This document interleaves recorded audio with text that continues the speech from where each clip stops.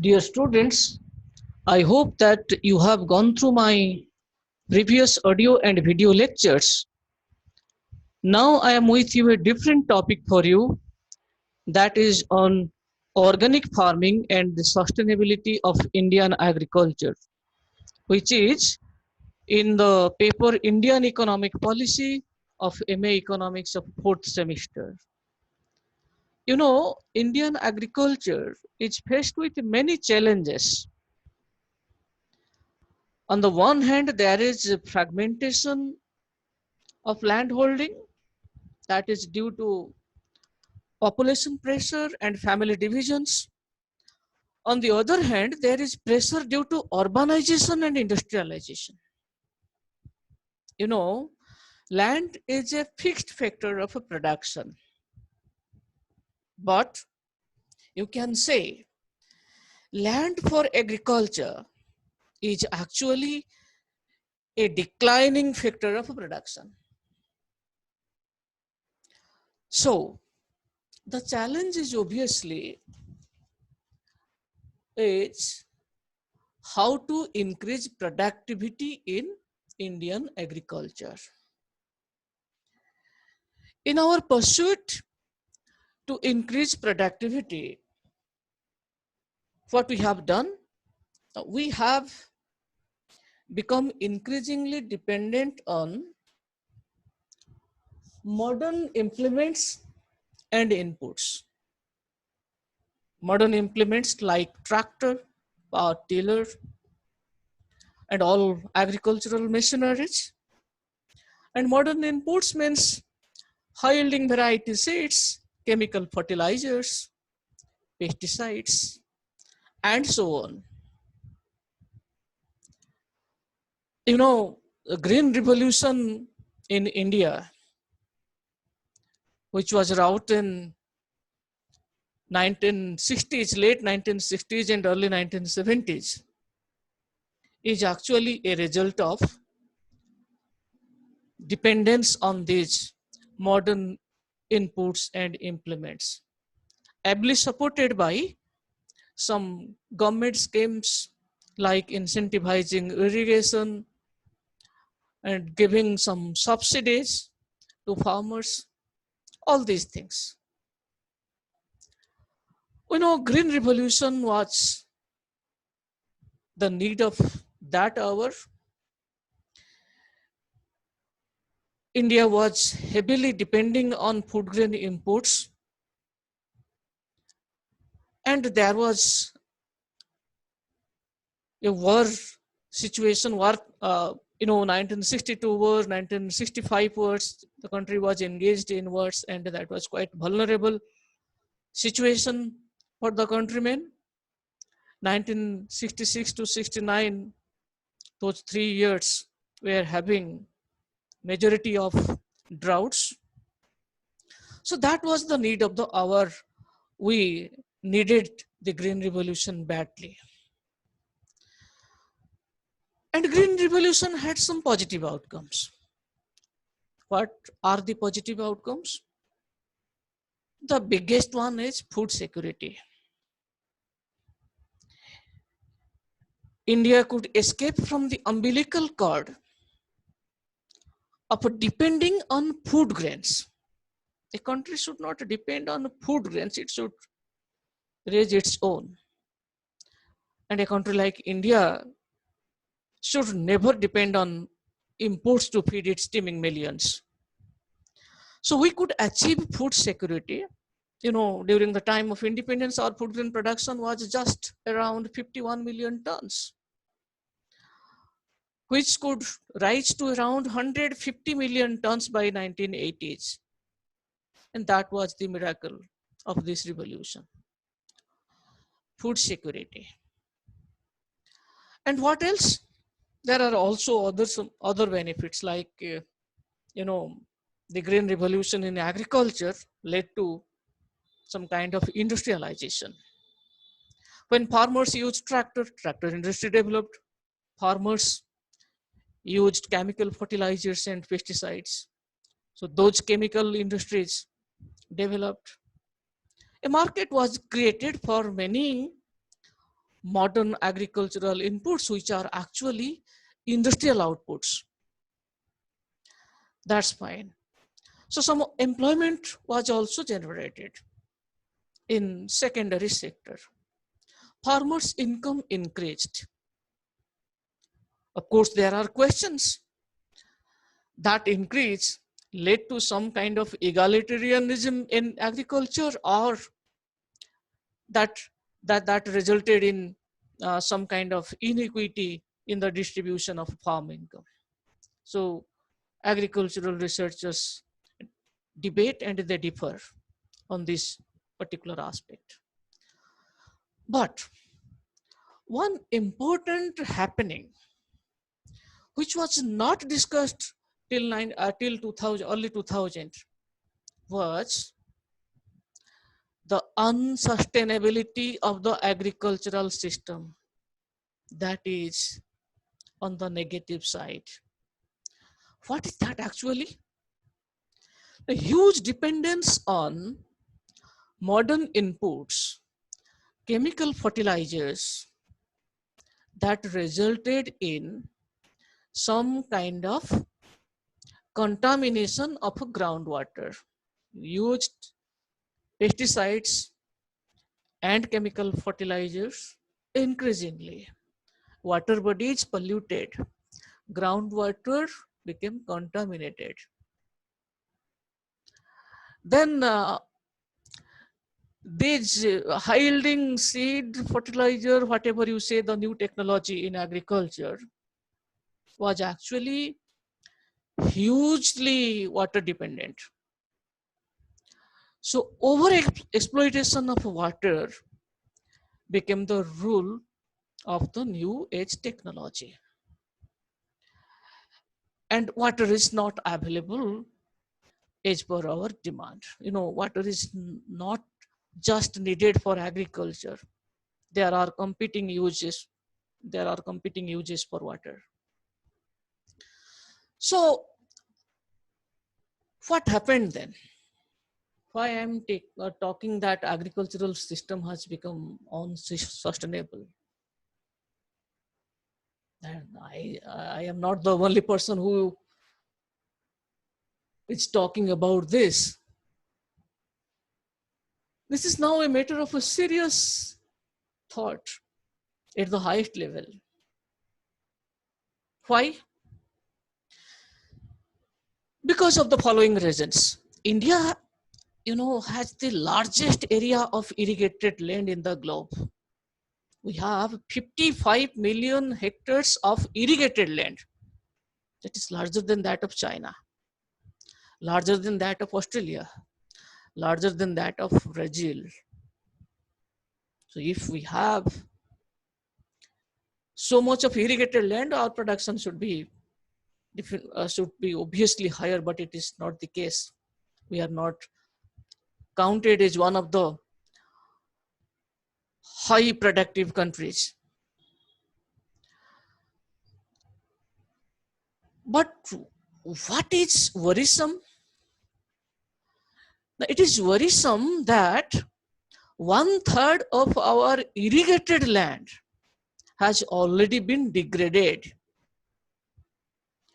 And out of that, 7 million hectares have been turned to be barren. That land is abandoned. It's not fit for agriculture. Just recall the Ricardian analysis of agriculture. The first grade land is put to agriculture first. Then the second category, B grade land. Finally comes the marginal category. So in which category you will place our irrigated land? A category. If that category of land has become abandoned for agriculture, is it not a matter to be worried about? Then the question is, why did this happen? As I told, this happened due to this so-called modern technology in agriculture. Heavy uses of fertilizer, pesticides, chemical farming. We forgot about the biofarming. We brought land for intensive cultivation. Rice in crop 1, followed by rice in crop 2. So 2-3 times rice, same crop, intensively cropped in the same piece of land. Then what will happen? That is known as the unsustainable agriculture. And what is the consequence of that agriculture? The consequence is not limited to that production only. Let me give you some instances. Punjab ranks 1 in agricultural productivity, even in rice productivity. And Bathinda is also a place where agriculture is a bit advanced. Bathinda, a district in Punjab. Now people see that the cancer cases in that particular district is higher than other parts of India. Yes, there are some other regions like, that's a border area, and concentration of uranium is there in water bodies. But this is also a reason that cancer is higher there. The incidence of a cancer is higher in Bathinda and its adjoining places due to over usages of pesticides. To supplement this statement, I can cite an example back home in Odisha. One district is known as the rice bowl of Odisha. Odisha Bhatahandi. Which district? Yes, it is Baragad. And rice productivity in Baragad is higher than many other districts. Do you know? There is a proposal to institute, I think it is inaugurated, Bhumi Pujan has been done by the Chief Minister, to establish a cancer hospital in Baragad. Let me cite one research study by a doctor from Sambalpur Medical College, Dr. Ashok Panigrahi. He belongs to Department of Pharmacology at VSS Hospital, Sambalpur. He did some primary investigation from 23 districts regarding incidence of cancer. And shockingly, he found that the incidence of cancer in Baragad district is about 26.3% of all the cases in Odisha together in his primary investigation. 26.3% in one particular district. Why this thing is there? Because of increasing uses of chemical fertilizers and pesticides. Pesticides, I repeat, pesticides. That is the reason for this thing. So, in the pursuit of increasing agricultural productivity, we cannot have this luxury to put the masses in the jaws of cancer. So, poverty is higher in agriculture, in rural areas, that too in agriculture sector. And people cannot afford to this type of diseases. So what should be done? Now, there should be some attempt, some reorientation, and some kind of rethinking in the way by which we can make our agricultural system sustainable. What is meant by sustainable agriculture? How? How means Food and Agricultural Organization. In 1991, it has given a definition. What is that? The sustainable agriculture may be regarded as the successful management of resources for agriculture. What kind of resources? Primarily natural resources to satisfy the changing human needs while maintaining or enhancing the quality of environment and conserving natural resources. So we have to go back to the mantras of preservation, conservation, and recycling. That is sustainability. Noted agricultural scientist M.S. Swaminathan has identified 14 major dimensions of sustainability, which broadly cover two: social, economic, technological, political, and environmental dimensions. And out of those 14 major dimensions, I have selected 7 important areas where we need urgent intervention. And what are they? We need to go for crop diversification, not that the same crop will be grown again and again from the same piece of land. Multiple crops. So crop diversification is needed. Genetic diversity, not one kind of seed. We need diversified seeds. Genetically engineered seeds, yes, there may be some questions that most of the genetically engineered seeds are dependent on uses of chemical fertilizer.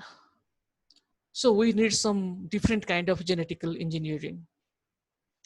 Integrated nutrition management. The NPK combination, nitrogen, potassium, phosphorus, that fertilizer combination should be ideally chosen so that the soil fertility is not eroded, it's not declined. Integrated pest management, crop rotation also helps us in a kind of pest management. Then sustainable water management. The most scarce commodity at present is water. So we need to have sustainable water management. Post-harvest technology, so that the harvest is preserved, not damaged. And sound extension program, the outreach program, the orientation program to farmers, that is also coming under the package of sustainable agriculture. Then you can see this slide in which we have confined to 3 major dimensions: social, economic, and environmental aspect of sustainability. Then what is sustainable agriculture? Those practices which are socially equitable. It suits the rich farmers, but not the marginal farmers. That kind of technology can never be sustainable. If it is not socially equitable, people will not go for it. It's not possible to adopt a kind of technology if it is not socially equitable. And it should be economically viable. If it is not productive, it is not cost effective, then farmers won't adopt that kind of technology. And most important, it should be environmentally bearable. Our Mother Earth should be in a situation to endure with that type of technology. Not this Bathinda or Bargad model which, you see, for centuries together, agriculture has been the mainstay of Indian economy. But in the last 30, 40 years, we came to a situation in which land is becoming barren and people are in cancer hospitals. No. So socially equitable, economically viable, and environmentally bearable. If these three connotations or attributes are present in an agricultural practice, we can say that it is sustainable agriculture. So bearability, equitability, and viability. So these are the features of sustainable agriculture. Why it is important, I will not give more time on these two slides, which is to give analysis of the imperatives, the need, the importance of sustainable agriculture. We know soil fertility is to be preserved. Then the water use should be balanced. So the system should not come at ransom due to unviable water exploitation. Biodiversity should be maintained. If you are using pesticides, we are killing earthworms. That is now becoming an extinct. So many species are on the verge of extinction due to our wrong practices in agriculture. So we need to take care of that thing also. Pollution, pesticides are hazardous to human health and local ecology. So we have to control that pollution aspect. Then the climatic consideration. Our conventional practices, we are giving due emphasis, due importance to climatic preservation. The practices were not to encourage or not to be engaged in that type of system which will emit greenhouse gases. In our traditional practices, what was there? Sometimes we call it bullock cart economy. What was there? Animal husbandry was an integral part of agricultural system. You go to each and every family, farmer's family, you will find some livestock, cattle, poultry, and those biofertilizers, bio manures, organic manures were used for agricultural production. Soil fertility was preserved, and we were not resorting in the practice of emitting greenhouse gases. The chemical fertilizer industry is one of the biggest emitter of greenhouse gases. It is not confined to the field. The field is contaminated, and the industrial process is also not viable because of these practices. Then we need to have a balance between export and local orientation. What to produce in agriculture? I mean, the crop selection. We should produce for the market or our local need? That is a question.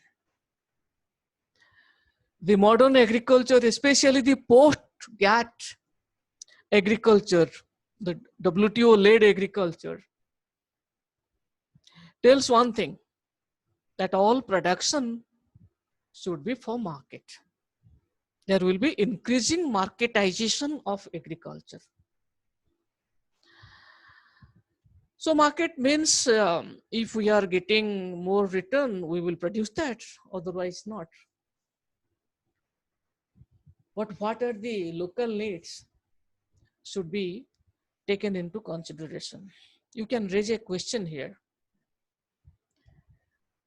that how does a student of economics understand what is the need? Very simple answer is that that will be reflected in market demand. That is needed means its demand will be more, and farmers as producers will produce that commodity. If demand is more, then that will be reflected through a signal known as price. And once farmers get that signal that price is rising because people are demanding more, they will produce. That in turn vindicates that production is led by market. That's true. But I would pose a counter question to answer this question. What is that? Is agricultural system entirely market governed? Don't you see the presence of government in agriculture? Your support price system is there. Where where do we get support prices from the government as farmers?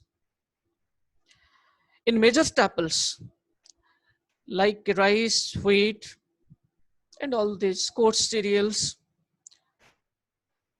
there is a system like MSP.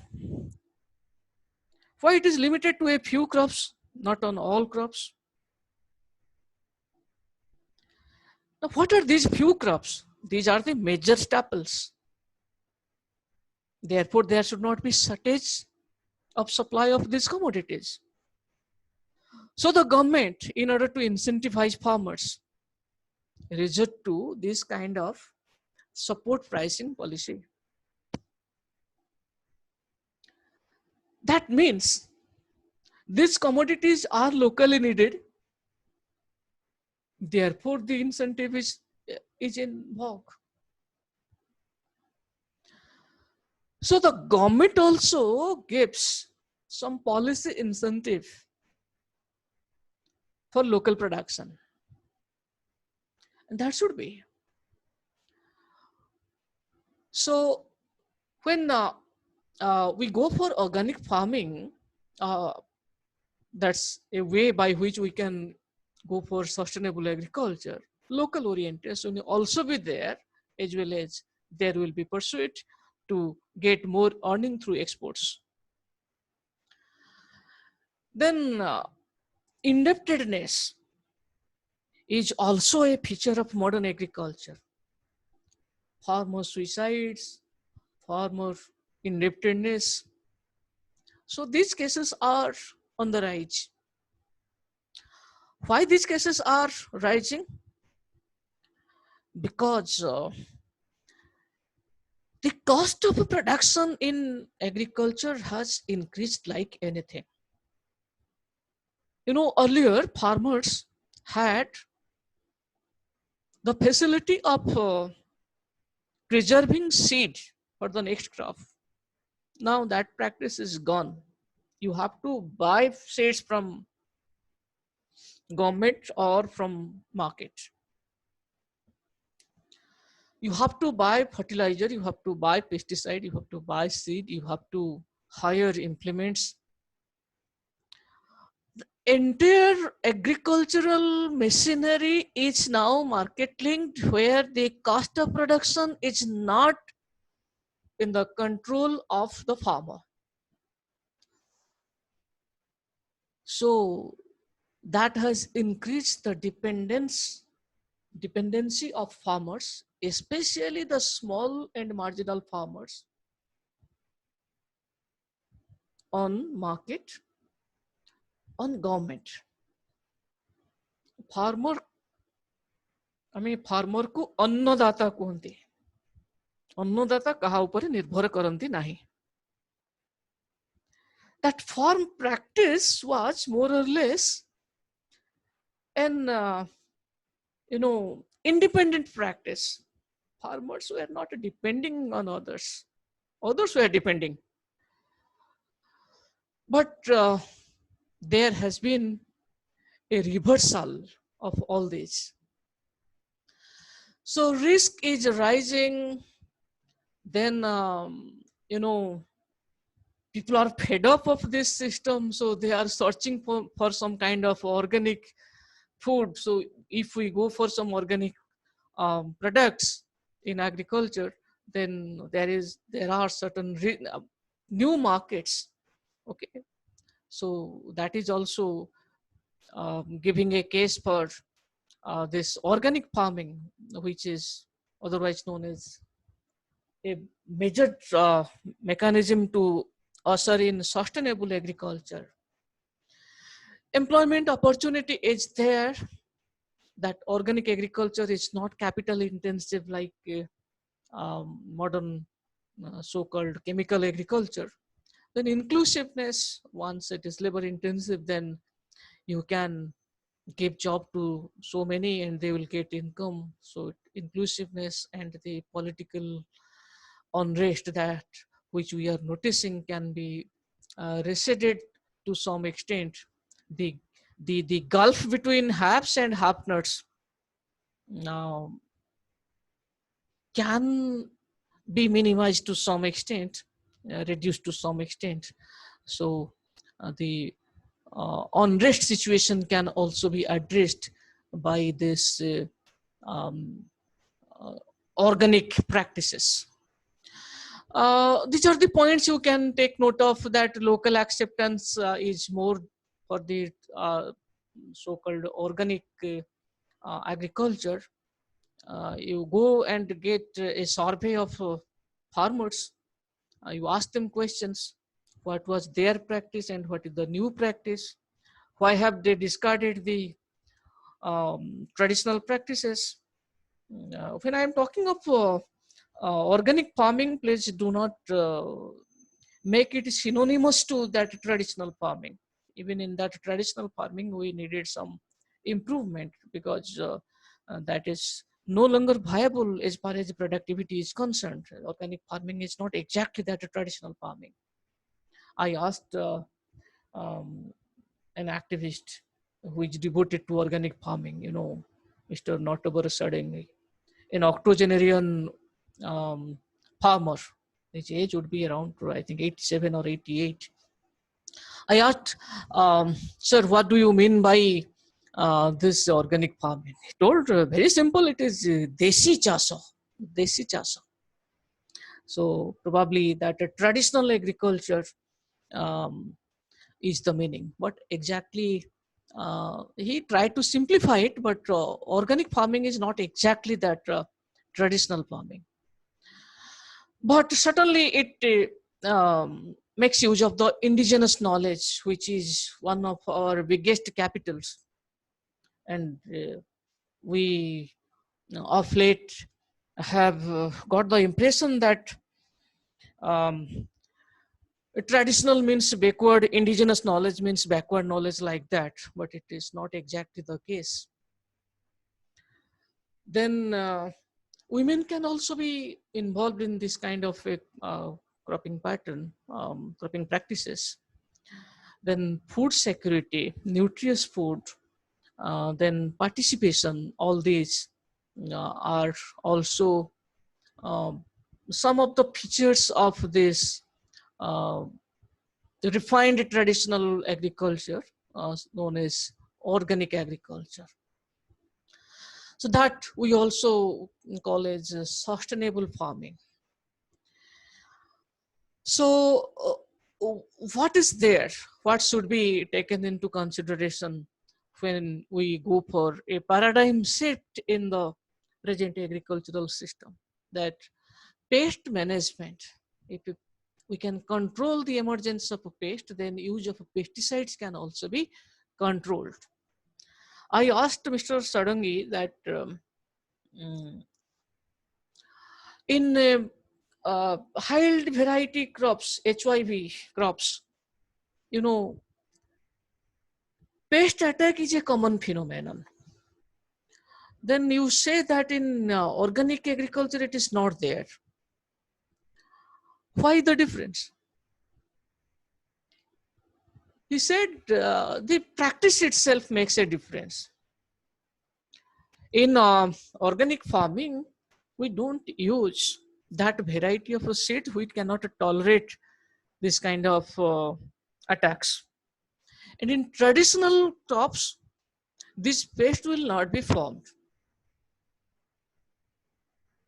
because the seed variety, the composting technology, the green manures, the bio fertilizers, that package doesn't allow pest to be formed. As a result, the cost of production is much less. And the production is at par with the production by the modern practices. And when we go for sustainable farming, crop rotation is a must. The same crop cannot be there again and again. And we have to use, as I told, biotechnology, not the chemical technology, organic fertilizers, and conservation of tillage so that soil is not eroded further. So organic farming is an alternative. And what are the features of organic farming in a nutshell? We have elaborated. Here is a gist. You have to use biofertilizers, not chemical fertilizers. Avoid synthetic substances. Use environmentally degradable to make it straight that bio substances. Crop rotation. Waste management, that too in an organic manner. And control of pest by biological means, not by chemical means.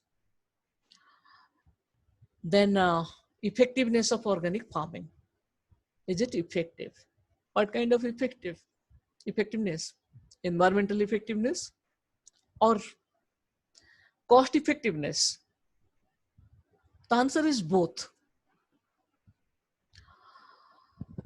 Suppose production is 20 quintal, but the cost of production is, let's say, 20,000.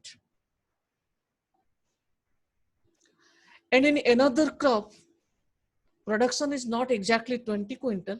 Let's say it is 18 quintal. But the cost of production is not 20,000. It is, let's say, 8,000. Then crop A will give you more profit or crop B? Certainly crop B, even if production is a bit lesser. People who are engaged in organic farming, they say production is not lesser here. It is even more. But another thing is there. We have taken into consideration the quantity, 20 quintal, 18 quintal. So that comparison was made. But what about the price? You know, profit is not just an outcome of quantity. Profit means revenue minus cost. And revenue means price times quantity. So the price phenomenon cannot be ignored. What is the price of the chemical product? Chemically produced rice. Let's say per quintal it is 1500.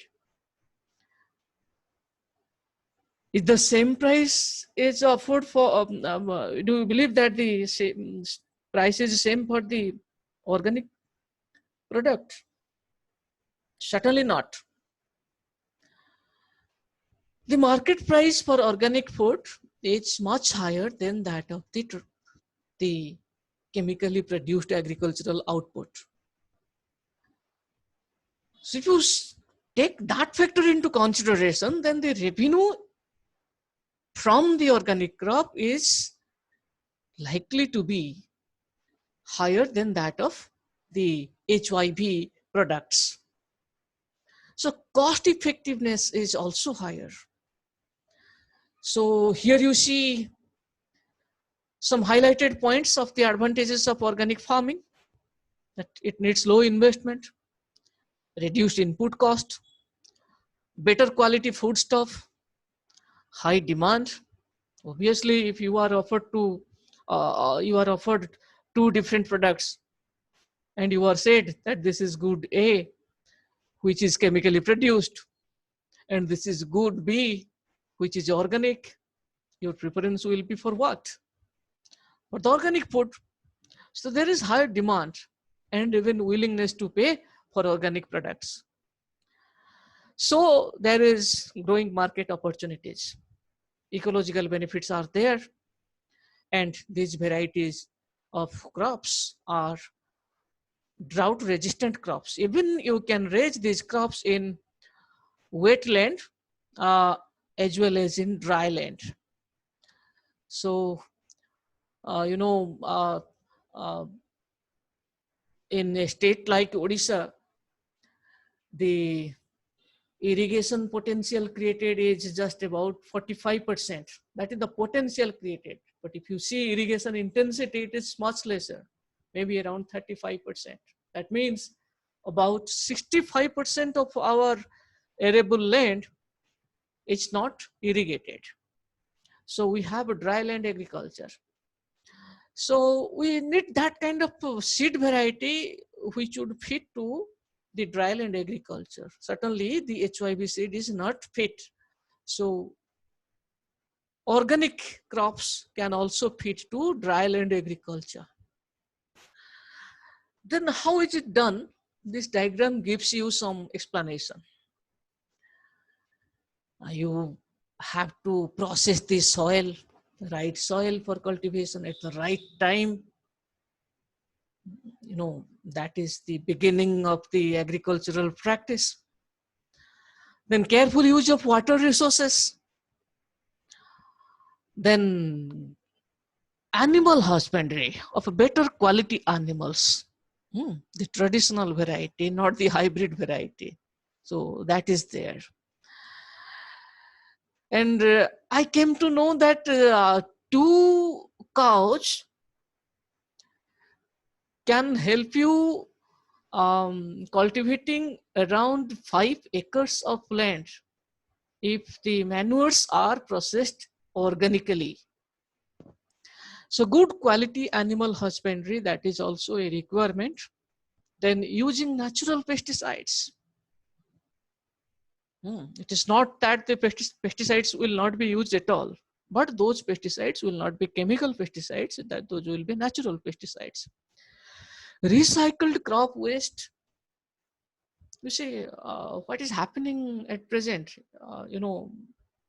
There is a blame game between Punjab, Haryana, and Delhi. What is that? Delhi says that pollution in Delhi is outsourced from the farms of Punjab and Haryana. They burn their crop residues, therefore pollution is there in Delhi.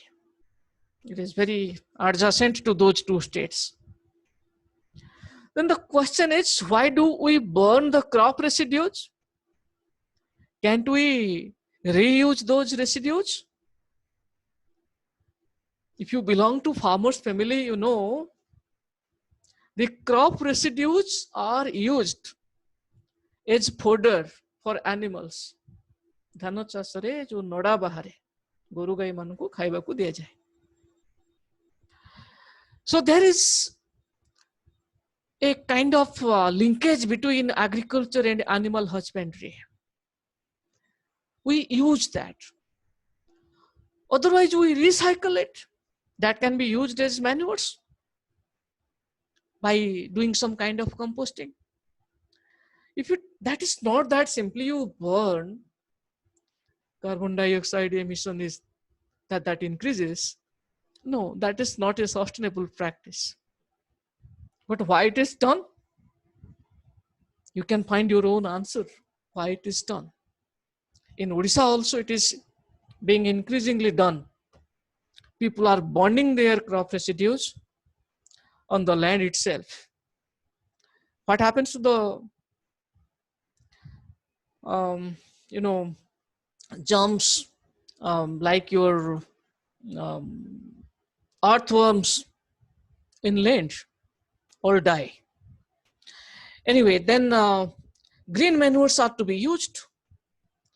Then there should be genetic diversity, crop rotation and diversified crops should be raised, and use of resistant crops resistant to pests and the climatic vagaries, अतिवृष्टि বা অনাবৃষ্টি.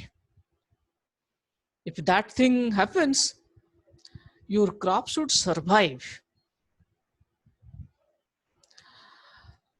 Now come to have a view of the mm, uh, the practice across the globe. This diagram, this figure gives you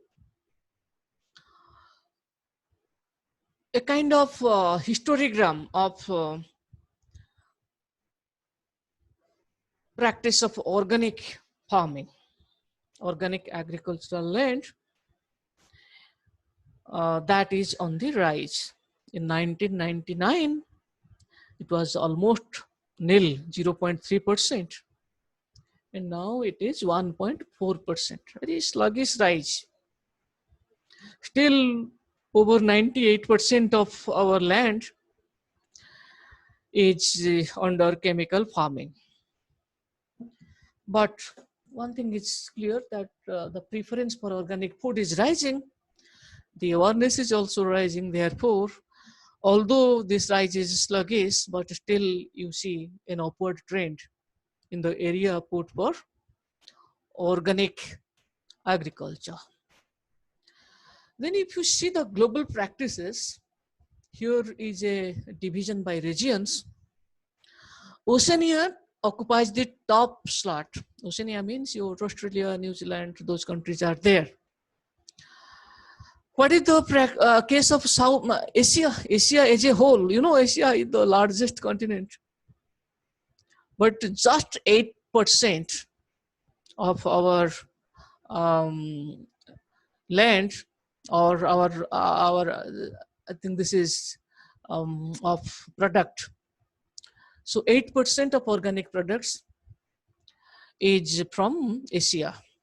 Then from that we have to find what is the situation in India. Here you see the percentage of area under organic farming. Area under organic farming. That is the highest in countries like Austria, Switzerland. You can see the diagram also. In Austria, it is 8.4%. In Switzerland, it is 7.9%. And what is the percentage in India? It is 0.03%. So just 0.03% of our agricultural land is put to organic farming. This is borrowed from the study of Rajiv Roy Chaudhary, which was published in 2013. So just 0.03% of our land is put for organic agriculture. So 2013. Then this figure is of 2016. The previous slide was saying you percentage of area under organic farming in the total cultivated area. So we saw that it is 0.03%. Now it is the top 10 countries with largest area of organic agriculture. So here the share of our country is 1.5%, 1.49 exactly. This means the countries which are producing organic crops, out of that, what is the share of India? Is percentage of a global production? It is 1.5%. And which country contributes the most? It is Australia. But the the pathetic part of the story is that India occupies the top position as far as the number of farmers is concerned. You see the right side of the diagram. How many farmers are there in India who are practicing organic crops? It is over 6 lakh as compared to 1,89,000 in Uganda and lesser in other countries. What could be the reason? So many farmers are involved, but their contribution to the global production is bigger. We have to see who are those farmers. Most of them are actually small and marginal farmers. Half acre of land, 1 bigha of land, 1 acre of land.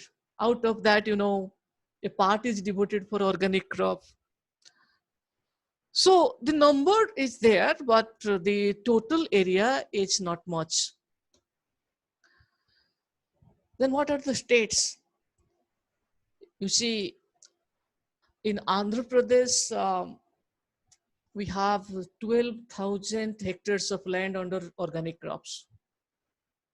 And with the leader, Madhya Pradesh, 2,32,887 hectares of land are under organic crop.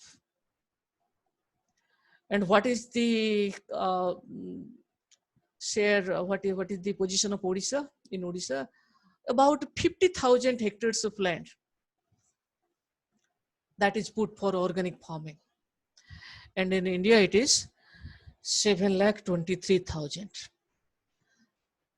Just to satisfy our curiosity, let us see what is the situation in Punjab.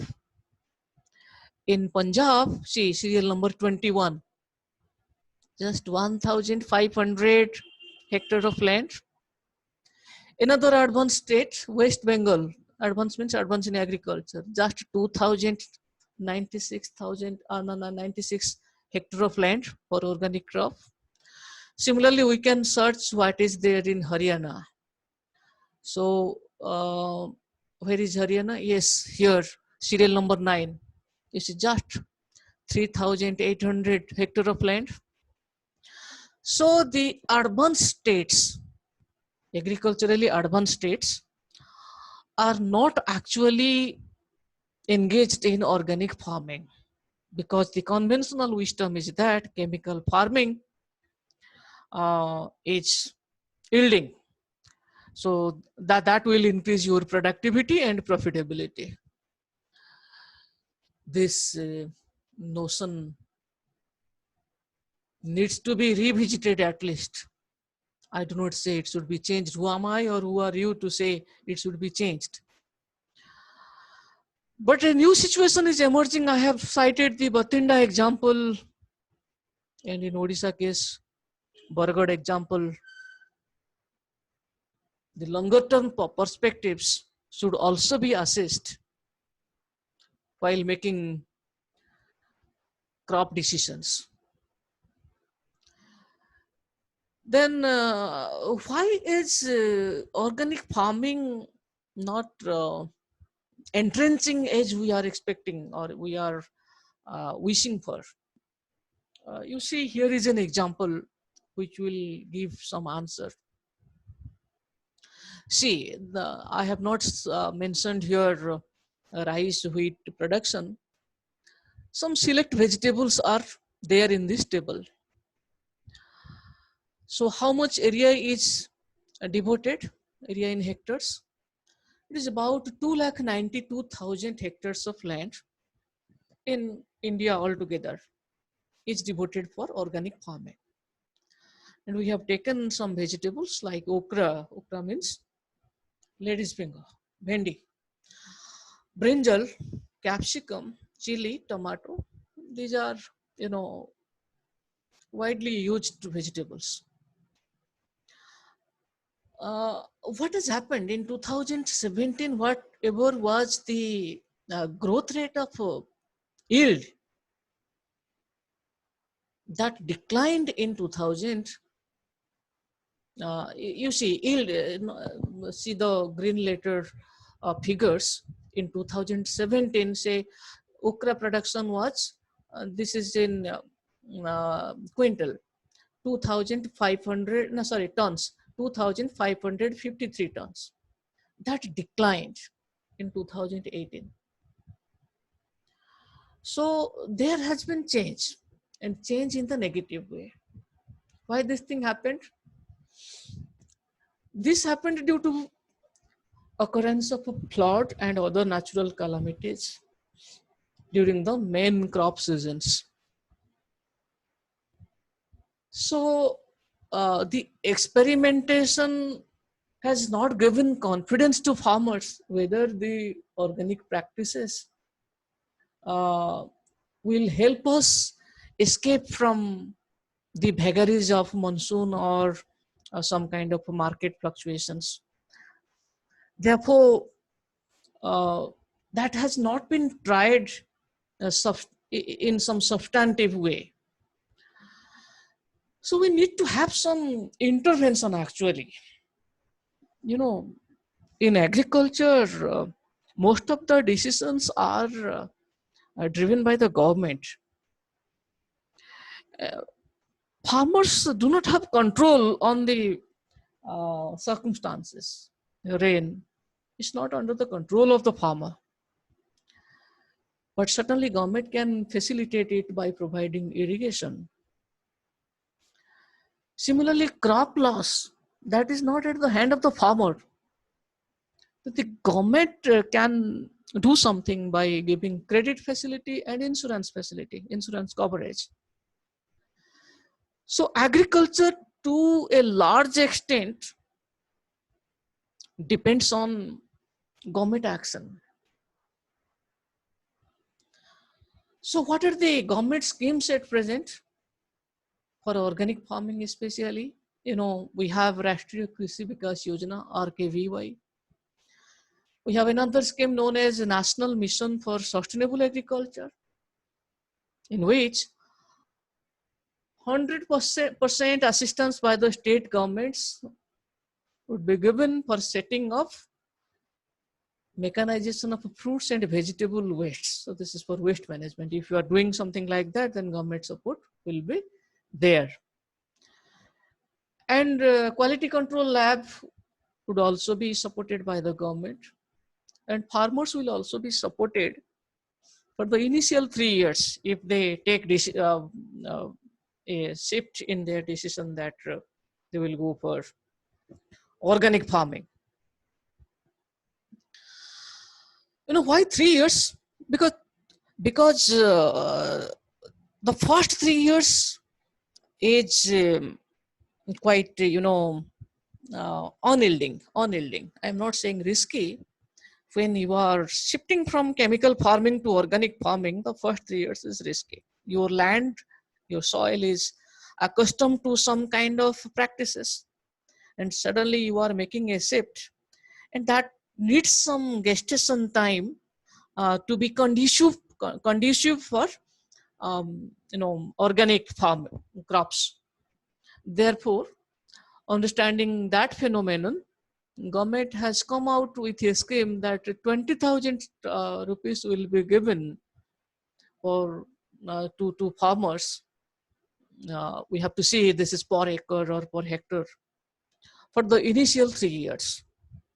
Then procuring, packaging material, all these um, activities are also supported if these are related to organic produce. That support is 2,500 rupees per acre. So that is under the National Mission for Sustainable Agriculture. Then another scheme is there, that is Paramparagat Krishi Vikas. I beg a pardon here, that a 20,000 support is actually under this Paramparagat Krishi Vikas Yojana. That is not under that National Mission for Sustainable Agriculture. So that is, you see that point, it provides for 20,000 to the farmers up to 3 years. That is under the Paramparagat Krishi Vikas Yojana. And the other support, what I told, these are under the Paramparagat Krishi. Paramparagat Krishi, basically they mean that it is organic farming. So government schemes are there. But question is, are these schemes adequate? You see, just 0.03% of our agricultural land is put to organic farming. So many farmers, but they are not substantially engaged in this kind of farming. So it needs some kind of major intervention, orientation, and some kind of reorganization of our agricultural system and practices. So what to conclude? Now we can use this 4 5 sentences to conclude the analysis. That although the green revolution technology has helped India in achieving food security, it has posed several crucial challenges like sustainability of agriculture. And organic farming is considered as an alternative. But there is apprehension from different quarters that the productivity may be compromised by adoption of organic practices. But we do not have a data set to substantiate this kind of apprehension. But uh, evidences are coming from different quarters that organic farming is more cost effective. Then mm, India as a country is endowed with traditional knowledge of agriculture, and it has very good potential to be a market leader.